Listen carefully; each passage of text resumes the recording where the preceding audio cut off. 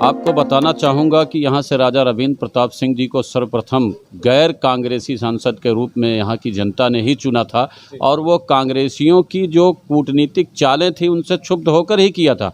आपको बताना चाहूँगा कि 1998 में यहाँ की जनता ने अपने सम्मान और स्वाभिमान की रक्षा करते हुए डॉक्टर संजय सिंह जी जो यहाँ के राजा हैं उनका चुनाव किया था, यहाँ से उनको सांसद में भेजा था। आपको बताना चाहूँगा कि उसी सम्मान की रक्षा करते हुए एक बार फिर से अमेठी की जनता ने 2019 में श्रीमती स्मृति ईरानी जी को यहाँ से चुन करके संसद में भेजने का कार्य किया है। दरअसल ये बार बार यहाँ से भाजपा का सांसद चुना जाना इस बात का प्रतीक है कि बार बार कांग्रेस के लोगों ने, गांधी परिवार ने यहाँ की जनता को छलने का काम किया है और उस इनके छल और कपट वाली नीति से आज ही जा कर के जनता को अपना स्वाभिमान बचाना था। इसलिए अमेठी जनपद हमेशा महत्वपूर्ण रहा है, आज भी है और कल भी रहेगा। इसमें राहुल गांधी या कांग्रेस की कोई ऐसी बात नहीं है कि इनके कारण से रहा। ये अमेठी की जनता के अपने स्वाभिमान के कारण अमेठी का नाम रहा है।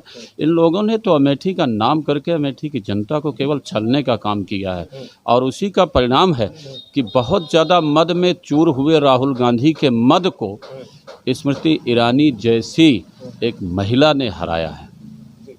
बात करें स्मृति ईरानी की तो यहाँ क्या कुछ परिवर्तन देखने को मिले, क्या कुछ विकास का कार्य हुआ? देखिए, स्मृति ईरानी जी एक ऐसे दल की सांसद हैं, एक ऐसे दल की नेता हैं जिसने जो कहा है वही हमेशा किया है। बात चाहे देश की रही हो चाहे प्रदेश की रही हो। आपको बताना चाहूँगा कि आज देश में माननीय नरेंद्र भाई मोदी जी की सरकार है, भारतीय जनता पार्टी की सरकार है और उस सरकार ने जितने भी वादे किए थे, जिसके लिए लगातार अटल जी आडवाणी जी के ही ज़माने से लड़ाई लड़ी जा रही थी, जो विज़न था इनका विज़न था कि हम धारा 370 को समाप्त करेंगे और धारा 370 के बारे में इतनी बातें फैला दी गई थी कि जब धारा 370 समाप्त होगी तो देश में अराजकता फैल जाएगी, देश जो है वो लाल हो जाएगा, देश में पता नहीं क्या क्या हो जाएगा। इतना डरा दिया था देश के लोगों को और अल्पज्ञ नेताओं को कि जिसका जवाब नहीं। लेकिन ये भाजपा ही है जिसने मौके का इंतज़ार किया और जब जनता ने उनको सम्मान सहित उस कुर्सी पर बिठाया, सदन में इनकी सरकार बनाई, तो नरेंद्र भाई मोदी जी ने बड़े आराम से सदन में लोगों का, सांसदों का विश्वास अर्जित करके संविधान में संशोधन किया और धारा 370 और 35A को समाप्त करके जो पूरे देश के कई राज्यों का मद, पैसा जम्मू कश्मीर के नेताओं पर, जम्मू कश्मीर पर खर्च किया जाता था, अन्य राज्यों का हिस्सा काट करके जम्मू कश्मीर को विशेष पैकेज दिया जाता था, उन चीज़ों को समाप्त किया। अभी जम्मू कश्मीर आज की तारीख में जैसे अन्य सभी राज्य हैं वैसे जम्मू कश्मीर भी एक राज्य है। आज जो पैसा वहाँ पे जा रहा है वो सही जगह पे लग रहा है। पहले जो पैसा जाता था वो किसी न किसी माध्यम से आतंकवादियों की सेवा होती थी उनसे। मैं आपको बताना चाहता हूं कि इसी प्रदेश के एक मुख्यमंत्री थे जिन्होंने कभी उत्तर प्रदेश पुलिस को वहां पर भेजा था और पुलिस की गाड़ी में बैठा करके आतंकवादियों को छुड़वा दिया था, केवल इसलिए कि पाकिस्तान जैसे पड़ोसी देश उनकी वाहवाही करें, उनकी तारीफ करें। और उन्हीं लोगों ने बाद में पता नहीं कितने कश्मीरियों का, कितने भारतीयों का जो है वो कत्लेआम किया। तो इस प्रकार की जो तुच्छ मानसिकता के कुछ नेता हैं उनका समय समाप्त हो चुका है। मैं किसी का नाम नहीं लेना चाहता हूं, लेकिन जनता ने अपने आप आईना दिखा दिया ऐसे लोगों को। एक तरफा लगातार 2-2 बार पूर्ण बहुमत से बीजेपी की सरकार केंद्र में बनाना, ये क्या साबित करता है? इससे आपको देश का मूड समझ में नहीं आ रहा है क्या? आपको क्या लगता है कि इतनी आसानी से ये भारत की जनता अब मूर्ख बनने वाली है क्या? समय बदल चुका है, आधुनिक भारत का निर्माण हो रहा है। वो भारत चला गया जब यहाँ की जनता मूर्ख होती थी, जब यहाँ की जनता कम पढ़ी लिखी होती थी और जब नेताओं के बरगलाने में आ जाती थी। अभी सभी को भोजन मिलता है, सभी को सुविधाएं मिल रही हैं, सभी पढ़ रहे हैं, लिख रहे हैं, सभी का विकास हो रहा है और सभी की समझ बढ़ रही है। तो इसलिए अब ऐसे नेताओं को अपना बोरिया बिस्तर बांध लेना चाहिए और बेहतर होगा, उनके लिए मेरा सुझाव है, बेहतर होगा कि देश के लिए काम करना सीखें, जनता के लिए काम करना सीखें और जो वादे करें उनको पूरा करें। जातिगत आधार पर बांट करके राजनीति करने वाले नेताओं का बिल्कुल समय समाप्त हो चुका है। और बात करें कोरोना काल की तो राहुल गांधी आरोप लगा रहे हैं कि जो मौतें हुई है वो भाजपा के कारण हुई है, भारतीय जनता पार्टी की जो व्यवस्था है उसके कारण हुई है, जबकि स्मृति ईरानी जी ने यहाँ पर कोरोना काल में क्या कुछ कार्य किए, क्या सहयोग किया? देखिए, जहाँ तक आरोपों की बात है, निश्चित तौर पर विपक्ष को आरोप लगाने का हक है, लेकिन उनमें भी राहुल गांधी जैसे लोग जिनकी अपनी कोई वक़्त नहीं है, जो डर के कारण अपनी सीट छोड़कर भाग जाते हैं। अभी कुछ देर पहले हमारे एक भाई ने बताया था कि जो अपनी विकास निधि का पैसा नहीं खर्च कर पाते हैं, जिनके पास अपना कोई प्लान नहीं है, जो अपनी पार्टी के विधायकों सांसदों को नहीं संभाल पा रहे हैं, ऐसा व्यक्ति जब किसी के अच्छे कार्यों पर आरोप लगाता है तो वह सिर्फ हंसी का पात्र बनता है। जनता सब देख रही है। आपको भी ये चीज़ पता है कि कोरोना नामक जो भयंकर महामारी थी, ये केवल भारत में नहीं थी, ये पूरी दुनिया में थी और पूरी दुनिया में लाखों लाख लोग मारे गए हैं। उसकी तुलना में जो भारत में मरने वालों का परसेंटेज रहा है वो बहुत कम रहा है, और उसके पीछे शायद यही कारण रहा है कि यहाँ की सरकार ने, आदरणीय नरेंद्र मोदी जी ने, यहाँ की जो प्रदेश सरकारें हैं, खासतौर से उत्तर प्रदेश सरकार जो योगी जी के नेतृत्व में कार्य कर रही है, उनकी अपनी जो रणनीतियाँ थी वो कितनी अच्छी थी। उन्होंने लॉकडाउन की व्यवस्था किया, उन्होंने लॉकडाउन में लोगों को फ्री राशन पहुंचाने की व्यवस्था किया, उन्होंने इस बात का ध्यान रखा कि लोगों तक इलाज पहुंचे। गांव-गांव में अस्पतालों से पहली बार हमने देखा कि गाड़ियां आ करके उनका कोरोना चेकअप कर रही हैं, उनको टीके लगा रही हैं, उनको बुखार के जो है वो टैबलेट दिए जा रहे हैं, उनको दवाइयाँ दी जा रही हैं। ये सब पहली बार जनता को देखने को मिला है। ये मोदी जी का उचित प्रबंधन है। और आप तो मीडिया से संबंध रखते हैं, आपको तो इस बात की भी जानकारी होगी कि आदरणीय योगी जी के कोरोना प्रबंधन कार्य को सिर्फ मोदी जी और भाजपा के नेतृत्व ने ही नहीं सराहा है, इन्हें सराहने वाले ऑस्ट्रेलिया के सांसद जैसे लोग रहे, इन्हें दुनिया के तमाम देशों ने सराहा है। ऑस्ट्रेलिया के एक सांसद ने कहा कि अगर हमको योगी जी कुछ दिनों के लिए मिल जाते तो मैं ऑस्ट्रेलिया की सूरत बदल देता। आप सोचिए, ऐसे नेता भारतीय जनता पार्टी ने इस प्रदेश को दिए हैं, जिनके नेतृत्व में आज भारतीय जनता पार्टी इस प्रदेश का चौमुखी विकास कर रही है और जनता उसे सब देख रही है और समझ रही है। इसके अलावा आप अगर कुछ और बात करना चाहते हैं तो बताएं। बात करें उत्तर प्रदेश के जो चुनाव आने वाले हैं उसकी, तो अखिलेश यादव है, उन्होंने आरोप लगाया है योगी सरकार की अलोकतांत्रिक सरकार है, जन विरोधी सरकार है, और मायावती है वो ब्राह्मण समाज को रिझाने के लिए सभाएं कर रही है, जबकि पहले नारा कुछ और दिया था।